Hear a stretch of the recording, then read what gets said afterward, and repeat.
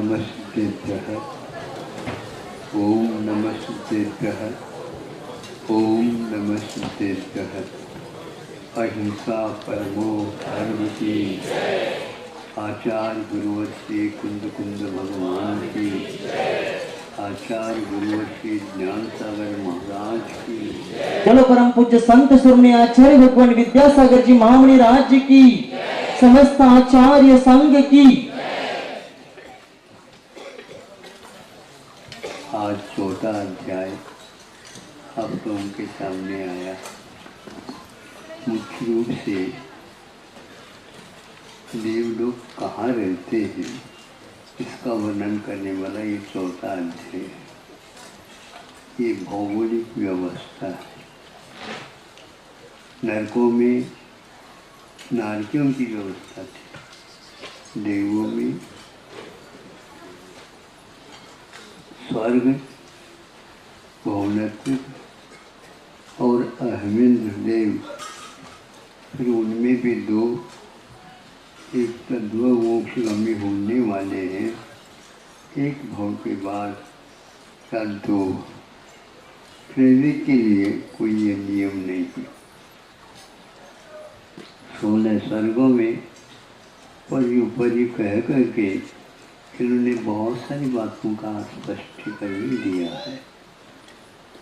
उसमें एक परे प्रविचारा और कायादिक प्रविचारा, इस प्रकार दो भेद किए। 16 स्वर्ग तक के देव भुवनत्री को लेकर के ये किस किस प्रकार से विचार में पीड़ा उसका प्रतिकार करते हैं। इससे स्पष्ट हो रहा है बिल्कुल कि प्रतिकार के लिए भिन्न वस्तुओं का भी आलंबन लिया जाता है। अप्रविचार में भिन्न वस्तुओं का भी नहीं आधार लिया जाता, फिर भी वेद की उदीर्णा वहाँ पर भी जलती रहती है। 16 स्वर्ग तक देव देवियों की व्यवस्था की गई है। इसके बाद क्योंकि अब प्रतिकार नहीं होना, ये व्यवस्था वहाँ पर रही। इससे स्पष्ट होता है प्रतिकार के लिए तो 16 स्वर्ग तक उन्होंने विषय रखा। कोई काय के माध्यम से, कोई स्पर्श के माध्यम से, कोई रूप के माध्यम से, कोई शब्द के माध्यम से, ध्वनि के माध्यम से और मन के माध्यम से। यह मन का भी आधार अंतिम था स्वर्ग के अपेक्षा से, क्योंकि वेद की उदीर्णा वहाँ पर भी होती। बाद में उदीर्णा होते हुए भी वहाँ पर कोई प्रतिकार का साधन ही नहीं बताया कि स्त्रियों की व्यवस्था 16 स्वर्ग के ऊपर नहीं है। 10 प्रकार के कल्पों की व्यवस्था वह नहीं है। इसलिए वह अखिला अहोमेंद्रिय शासक पद होता है, वही है सब कुछ। तो इससे यह होता है, एक अंतरंग के बाद में ये कहा गया है कि प्रतिकार तो वो नहीं करते, किंतु कर्म फल चेतना वहाँ पर भी जारी रहती है। वेदनी का उदय यानी वेद का उदय वहाँ पर भी है, उदय ही नहीं उदीर्णा भी है। उसका भी अनुत्कृष्ट उत्कृष्ट आदि आदि का विश्लेषण आगम में मिलता है। तो प्रतिकार नहीं करते, नहीं इतनी उनको पीड़ा नहीं होती इसका प्रतिकार कर सके। अभी आप बैठे हैं, भूख नहीं लग रही है ऐसा नहीं कहा जा सकता। 2-2 बार 3-3 बार खाने वाले यहाँ पर एक ही लिमिटेड। तो इसलिए भूख को सहन किया जा रहा है। जिस प्रकार यहाँ पर भूख को सहन किया जाता है, पीड़ा को सहन किया जाता है, उसी प्रकार देवों में भी प्रतिकार के बिना वे इस वेद की उदीर्णा को भी सहन करते। ये कर्म फल चेतना है और वहाँ पर वेद का बंध भी होता है, श्री वेद का तो नहीं होता, जहाँ पर विख्यात और चारित्र सम्यक दर्शन और चारित्र नहीं होते हुए भी ग्रैविक में भी इसका प्रतिकार नहीं होता। यह अतीत काल का जो पुरुषार्थ मुनि बना था उसका प्रभाव आज भी वहाँ पर चल रहा है। इससे स्पष्ट होता है कि प्रतिकार जहाँ होता है वह होने की सामग्री रहती है, उसमें बहुत पीड़ा रहती है, किंतु अहमिंद्रों में वह पीड़ा नहीं है, क्योंकि प्रतिकार तो करना ही नहीं है। इसी प्रकार की व्यवस्था कथनचित हम कह सकते हैं। जिनेन्द्र भगवान को भी परिचय होते हैं और एकादश जिन्हें कहा गया। 11 परिचयों का वहाँ पर भी रहता है अस्तित्व, किंतु वहाँ पर वेद की उदीर्णा तो है ही नहीं, मोह की भी उदीर्णा है ही नहीं। ऐसी स्थिति में और अनंत शक्ति के धारक होने के कारण वहाँ पर पीड़ा का कर्म फल चेतना होते हुए भी उसका प्रतिकार करने के भाव नहीं होते, अन्यथा परिचय विजय जय उनके यहाँ लिखने की कोई आवश्यकता नहीं थी। इससे स्पष्ट होता है आप लोग जो विवाह अधिक होते हैं इसके माध्यम से प्रतिकार की सीमा बनाई जाती है। सीमा बनाई जाने से एक प्रकार से वहाँ आगे उसको अपने काबू में रख सकता है। यह पुरुषार्थ इस एक विवाह के माध्यम से ही हो रहा है। इसी का नाम हम कर्म को जीत सकते हैं, क्योंकि कर्म को हमने ग्रहण किया है तो हमें ही उसको जीतना पड़ेगा।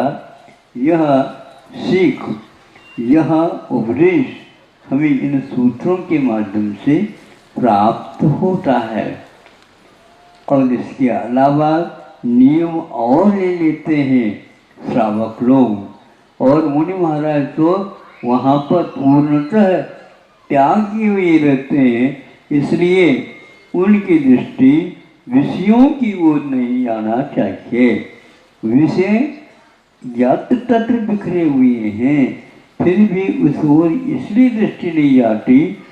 वो भोजन आदि का ग्रहण तो करते हैं, किंतु पंचेंद्र के विषयों को दूर करने के लिए नहीं, किंतु वो केवल क्षुधा निवारण के लिए लेते हैं। आप लोग नैवेद्य चढ़ाते हो, लाडू वगैरह भी चढ़ाते हो, काय के लिए चढ़ाते हो? क्षुधा रोग के निवारण के लिए चढ़ाते हो। उसी प्रकार 10 बजे 11 बजे भी क्षुधा रोग निवारण है।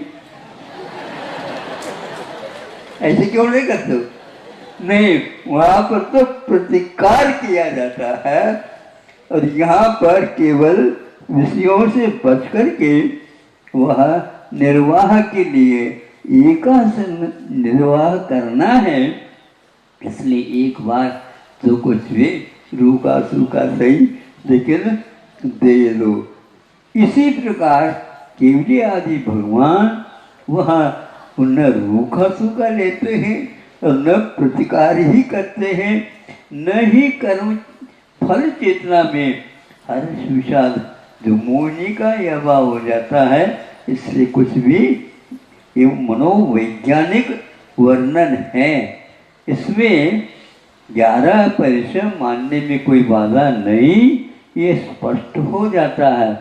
लेकिन ये ध्यान रखना, वहाँ पर कर्म फल चेतना का अनुभव करना अलग है और कर्ता बनना अलग है। वहाँ पर वेद कर्म का बंध भी नहीं हो रहा है और प्रतिकार भी नहीं हो रहा है, किंतु ये नहीं दो के साथ लगा इसलिए वहाँ पर परिचय ही नहीं है, ऐसा नहीं कह सकते। ये आकुलता तो उसमें भी बनी रहती है, क्योंकि वेद इसी का नाम है और प्रतिकार इसी का नाम है। अनेक प्रकार के प्रतिकार होते हैं, तो 16 स्वर्ग तक इनके विषयों को देख करके उससे निवारण करने के लिए पुरुषार्थ किया जाता है। इसलिए निदान बंध से मुनि महाराज दूर रहते हैं। श्रावक निदान बंध से दूर नहीं होता है, उनका संरक्षण अधिक वह करता रहता है। तो हम संरक्षण नहीं करते और न ही उसका प्रतिकार ही करते, और आप तो प्रतिकार के साथ साथ क्षुधा निवारण के हेतु ने इंद्रिय तृप्ति के लिए भी करते हैं। इसलिए निदान सहित आत्म ज्ञान आपको होता है, परिग्रह का संरक्षण भी आप करते हैं, इसलिए उसमें रौद्र ध्यान भी होता है। इसलिए गृहस्थों से बचना ही ठीक है, क्योंकि उस रौद्र ध्यान का प्रभाव कहीं लपटे इधर आने लग जाए तो कहाँ जाएंगे आप, बोलो। इसलिए उतना ही ठीक है, नहीं है तो आप टिकट खरीद लो। हम निदान नहीं करेंगे तो अपने आप ही हो जाएगा। ये बहुत कठिन है, यह भाव साधना इसी को बोलते हैं। जो व्यक्ति ऊपर आना चाहता है उसके लिए ऊपर की साधना अभी से चालू कर देना चाहिए। इसीलिए आप लोगों के लिए शिक्षा वृत्ति दिया गया है और गुण वृत्ति लिए गए हैं, और हमेशा हमेशा संलेखना के भी साधना करते रहो। उसमें कषाय की संलेखना के लिए चाहे रात हो, चाहे दिन हो, चाहे बाहर हो या भीतर हो, कहीं भी हो, यह करते ही रहना चाहिए।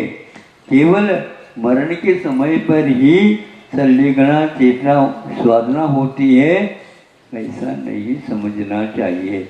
और भी कुछ विषय थे, जो समय का अभाव है और आपको भी आगे के उपक्रम करने हैं, इसलिए मैं ज़्यादा नहीं कहता। दो एक विषय और समय मिल जाए उस समय उसका स्पष्टीकरण आपके सामने दे दूँगा। अहिंसा परमो धर्म की